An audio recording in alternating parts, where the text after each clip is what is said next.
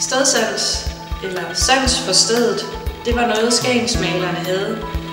De var friluftsmalere, så her i 1870'erne, hvor skagensmalernes periode den starter, der var det noget helt nyt og moderne at tage ud i landet, tage lærreder og pensler og hele malergradet under armen og tage ud og sidde udenfor i naturen og male det, man så. På den måde så blev deres streger og deres farver mere rigtige, så deres billeder de lignede det, man så, altså de blev naturalistiske. Og her, hvis man kigger på det her billede, så er det lige præcis det, man kan se. Det er kunstnerne, der sidder på Sønderstrand her i Skagen og har taget lærred og pensler med ud og sidder og maler foran motivet. Og med den her lille film, der vil vi tage ud til nogle af skagensmalernes steder her i Skagen og se, hvordan det ser ud i dag, hvor de malede dengang. Så en lille film om skagensmalerne og skagensmalernes steder og deres sans for stedet.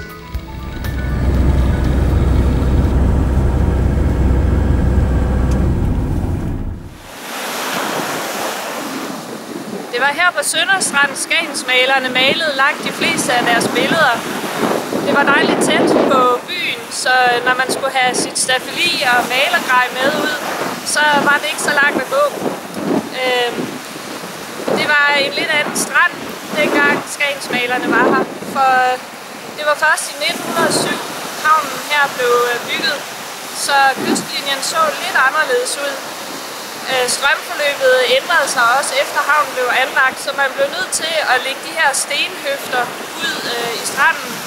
Så den ser væsentligt anderledes ud i dag, end den gjorde dengang. Det var en strand, hvor man kunne male flere forskellige typer af billeder. Skagensmalerne malede fiskerne i arbejde, og de malede også sig selv og hinanden, når de slappede af på stranden. Det kunne være, når de skulle ud og cykle en tur. Cyklen var jo ny på det her tidspunkt. Eller de skulle ud og gå en tur ned langs stranden. Det er også her på den her strand, at P.S. Krøyer han malede sit kendte billede Sommeraften på Skagens Sønderstrand. Og når man kigger ned langs kysten her, så kan man måske godt genkende formationen af klitter hernede af.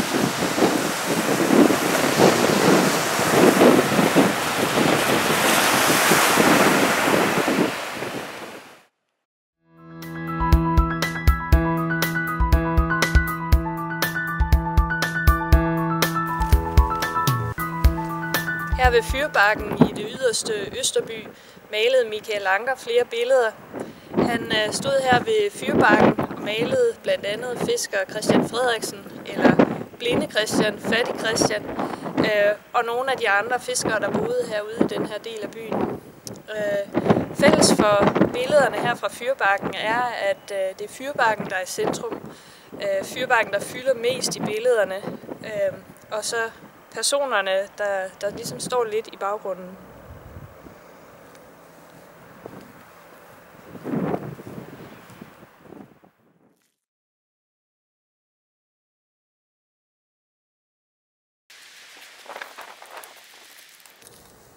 Her har vi Østerbyvej i Østerby, og den her del af byen er nok en af de steder, der har forandret sig mest i de her 130-120 år, der er gået siden skagensmalerne de var her. Da Anna Ancher malede sit billede Østerbyvej, der var der sand her. Asfalten kom først til Skagen i 1930'erne, så forandringen er stor. Men Anna Ancher, hun malede flere af sine billeder her i den her del af byen, ligesom Michael Ancher, han malede sine billeder fra Fyrbakken. Fordi det var ikke så langt herfra, at Anna og Michael Ancher boede.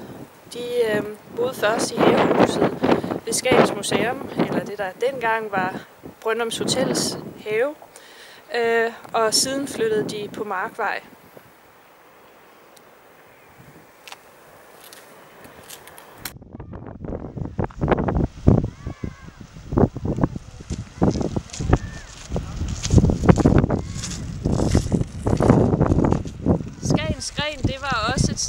fascineret skagensmalerne, både som udflugtsmål og som motiv. For eksempel har Holger Drachmann malet sit maleri Skagens Gren en gang i vintermånederne, netop her hvor vi står nu. Det var et sted, der fascinerede, fordi at det er et barsk sted, og når man går helt ud til grenen og står med et ben i Skagerrak og et i Kattegat, så føler man lidt, at man står ved verdens ende. Men det er ikke helt verdens ende eller Danmarks ende, for det nordligste punkt her i Danmark, det ligger faktisk ude ved Nordstrand, den her vej. Men det var også et sted, der fascinerede, for hvis man forestiller sig en gang i slutningen af 1800-tallet, at der forliste omkring 1500 til 2000 skibe her ved Skagens Gren. De stødte på grund, og nogle af dem kom aldrig herfra. Så lå der en masse vragstumper fra de her skibe, og mange af de her vrag kan man se på skagensmalernes billeder.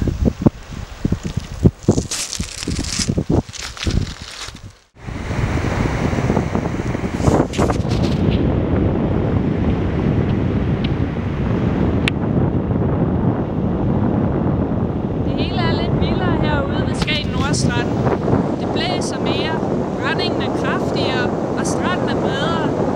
Der er heller ikke ret mange huse herude ved Skagen Nordstrand, så det hele fremstår lidt mere øde og oprindeligt. Og måske var det også noget af det, der fascinerede skagensmalerne. Som sagt, så blev Skagen Havn først grundlagt i 1907, så da skagensmalerne var her, der foregik der en del fiskeri her fra stranden. Og det kan man også se på flere af deres billeder.